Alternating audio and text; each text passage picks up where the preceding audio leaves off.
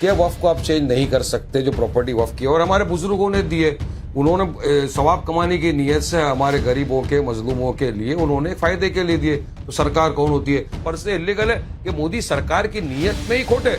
उनकी नीयत वक्फ को बचाना नहीं है, मोदी सरकार की नीयत है वक्फ की जमीन को हड़प करना है। वक्फ तो बहाना है, असलियत में मुसलमानों को भड़काना है, वोट बैंक को चमकाना है और वक्फ के नाम पर बीबीसी भड़काओ भाईजान कमेटी काम पर। ये सीए के नाम पर भी यही डिबेट 6 महीने पहले करते थे ना, नागरिकता छीन जाएगी, नागरिकता छीन जाएगी। कितनी नागरिकता छीनी? एक को नहीं। हारिस पठान भाई, असदुद्दीन ओवैसी आप क्या संसद में रेंट देंगे? अबू आजमी जी कह रहे हैं कि सबको किराया देना चाहिए, संसद की जमीन जो है वो वक्फ की है। अब ये बता दीजिए, संसद की जमीन ले लीजिए, इंडिया गेट ले लीजिए, ताजमहल ले लीजिए, बचा क्या? संविधान बचाओ, संविधान बचाओ। संसद ही नहीं बचेगा तो संविधान कौन बचाएगा? देखिए नविका जी, जो वक्फ की प्रॉपर्टी है, वक्फ की प्रॉपर्टी है। Once a waqf always a waqf. Supreme Court ने साफ तौर पे कह दिया है कि वक्फ को आप चेंज नहीं कर सकते, जो प्रॉपर्टी वक्फ की है। और हमारे बुजुर्गों ने दिए, उन्होंने सवाब कमाने की नीयत से हमारे गरीबों के, मजलूमों के लिए उन्होंने फायदे के लिए दिए। तो सरकार कौन होती है? अब जब वक्फ अमेंडमेंट बिल्स पार्लियामेंट में इंट्रोड्यूस हुआ अभी, तो उस पर इतना सारा बहस हुई, इतना ऑपोजिशन नेताओं ने उसके बारे में सब कुछ कहा कि यह संवैधानिक है, ये वायलेशन ऑफ आर्टिकल 14, 25, 26, 29 का ग्रेव वायलेशन है इसका। तो उसके बाद में सरकार ने उसको एक जेपीसी की कमेटी का गठन किया। अब जेपीसी की कमेटी का गठन हो चुका है, हर जगह शहरों में जाकर उन लोग कमेटी की मीटिंग हो रही है। हमारी भी पार्टी के सदर बैरिस्टर असदुद्दीन ओवैसी साहब उस कमेटी का हिस्सा है। अब लोग वहां पे आ रहे हैं, बातें रख रहे हैं, फैक्ट्स दे रहे हैं कि किया ये जमीन वक्फ की है, क्यों आप इसको नहीं हटा सकते। वहीं पर मुस्लिम पर्सनल लॉ बोर्ड ने क्यूआर कोड निकाला था। उन्होंने कहा जिसको ऑब्जेक्शन है, 15 दिन का टाइम दिया, वो अपना ऑब्जेक्शन इस क्यूआर कोड के जरिए रजिस्टर करे।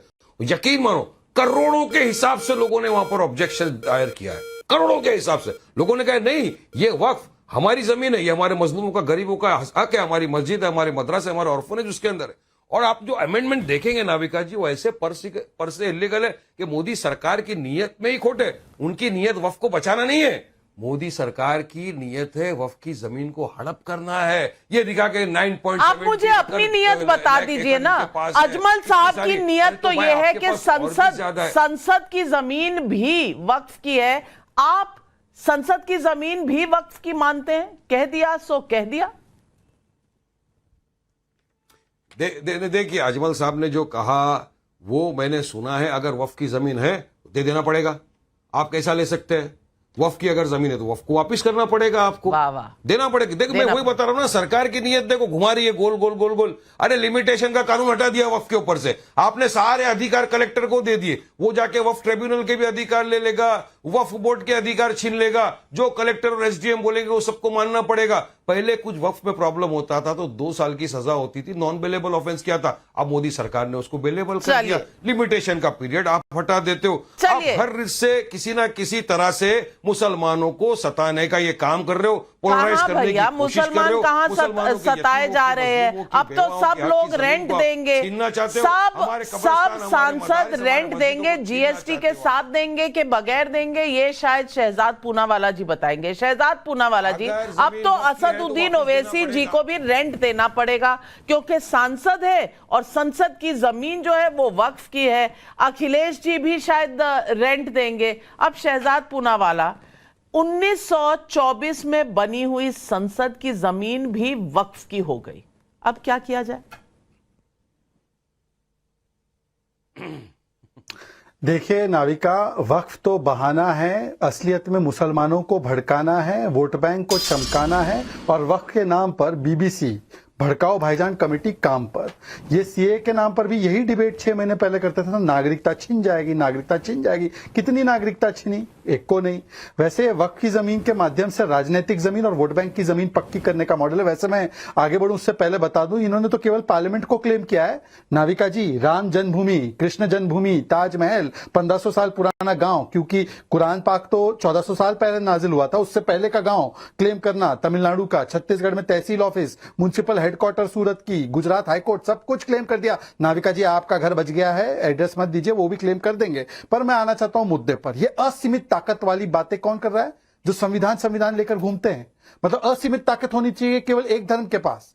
क्या जैनों में है, क्या ईसाइयों में है, क्या और किसी धर्म के पास ऐसी तंजीम है क्या? नहीं है। ट्राइब्यूनल में मामला जाएगा, ऐसा है? नहीं है। दूसरी बात, ये क्या संशोधन कोई हिंदुओं ने प्रपोज किया था? Sachar committee report, Rahman Khan report, मुसलमानों ने, मुसलमान बेवाओं को, अनाथों को, यतीमों को अधिकार मिलेगा क्योंकि लैंड ग्रैबिंग हो रही है। 9 लाख एकड़ की जमीन है वक्फ के पास, मतलब 9 into 9 मुंबई, 9 मुंबई जितनी जमीन। इनकम कितनी? 200 करोड़। 12,000 करोड़ की इनकम कहां जा रही है? यही अमीर मुसलमानों के पास। और इसलिए पसमानदा को अधिकार ना मिले, इसलिए यह साजिश रची जा रही है, ये सब अपर कास्ट मुस्लिमों के द्वारा। और आखिरी 10 सेकंड लेकर बात करना चाहता हूं। एक तो वक्फ है जो जमीन हड़पता है, पर वक्फ के ऊपर एक बड़ा जमीन ग्रैबर, मतलब कि चोर, और चोर के ऊपर महाचोर, एमसी। ये एमसी कौन है? ये महाचोर है कांग्रेस। ये मणिपड़ी रिपोर्ट है, टाइम्स ऑफ इंडिया में बहुत वर्ष पहले छपी भी थी। इस टाइम्स ऑफ इंडिया की रिपोर्ट में और मणिपड़ी रिपोर्ट में लिखा है कि मल्लिकार्जुन खड़गे, रहमान खान, जाफर शरीफ, रोशन बेग, धर्म सिंह, कमरुल इस्लाम, एनए हैरिस, इन लोगों ने मिलकर 50,000 एकड़ में से 27,000 एकड़, मतलब 2 लाख करोड़ की जमीन लूट ली है। दूसरी बात, जो पार्लियामेंट की बात कर रहे ना, टाइम्स ऑफ इंडिया और इकोनॉमिक टाइम्स ने स्टडी किया था इस पूरे विषय में। एक पीआईएल हाईकोर्ट में गई थी। वो पीआईएल थी कि 6 जो प्रॉपर्टीज थी पास में सेंट्रल विस्टा के, वो जमीन को गवर्नमेंट ऑफ इंडिया ने छुआ नहीं था। वो जमीन वक्फ की थी, पार्लियामेंट की नहीं। और हाईकोर्ट ने बोला भाई इस पे कुछ हो ही नहीं रहा, आपकी जमीन आपके पास है, जब गवर्नमेंट कुछ करेगी उस पे तब आना हमारे पास। ये है वो पूरी रिपोर्ट। पर नहीं, हर कुछ हमको हड़पना है, ये राजनीतिक जमीन हड़पने के लिए, वोट बैंक की जमीन तराशने के लिए किया जा रहा है। सवाल यही है। और आज अनुराग भदौरिया जी, मैं आपसे पूछूंगी, अबू आजमी जी कह रहे हैं कि सबको किराया भरना पड़ेगा, तो किराया क्या जीएसटी के साथ भरना शुरू कर देना चाहिए? 37 एमपी आए हैं जीत कर, सारे सांसद हैं, अब किराया दीजिए, क्योंकि संसद की जमीन वक्फ की हो गई, जहां रुमाल रख दिया वो वक्फ की प्रॉपर्टी हो गई। और मेरे फ्लैट की शहजाद पूनावाला जी बात मत करिए, जमीन पर नहीं है, फ्लैट है दूसरे मंजिल पर, हवा में लटक रही हूं, हवा भी क्या वक्फ की हो जाएगी अनुराग भदौरिया जी?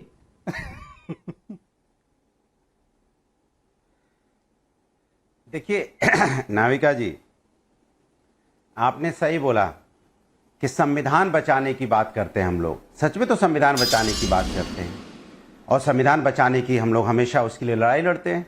जेपीसी बनाई गई है ना, ज्वाइंट पार्लियामेंट कमेटी क्यों बनाई गई है? इसलिए बनाई गई ना कि सच का सच, दूध का दूध, पानी का पानी हो जाए।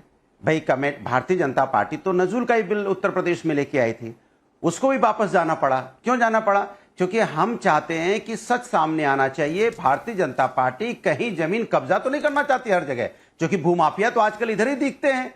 जब अयोध्या में भूमाफिया देखने को मिले, जिस तरह से वहां पे जमीन पे कब्जेदारी आपने देखी, तो जाहिर सी बात है ये तो कहीं भी भूमाफिया पैदा हो जाते हैं ना बीजेपी में। तो क्यों नजूल की जमीन पे ना भूमाफिया पैदा हो जाए, कहीं वक्फ बोर्ड पे तो ना भारतीय जनता पार्टी की नजर है। इसलिए पार्लियामेंट में बिल आया, फिर जेपीसी में गया, जेपीसी में सभी पार्टी के सदस्य हैं, वहां पे बहस चल रही है, वहां पे मीटिंगें चल रही हैं। आप सामने आ जाएगा, टेबल पे आ जाएगा क्या सच है, क्या होना है, क्या नहीं होना है। इसके लिए इतना हल्ला मचाने की तो जरूरत नहीं है। हाँ, हो सकता है कि भारतीय जनता पार्टी इसका एक प्रोपेगेंडा, जब तक जेपीसी का नहीं आता, रिपोर्ट नहीं सामने आती, तब तक एक प्रोपेगेंडा बनाने की कोशिश तो कर सकती है कि नहीं नहीं नहीं ऐसा, वो बताएं, ये बताएं, वो कैसा होगा, ये कैसा होगा, वो क्या हुआ।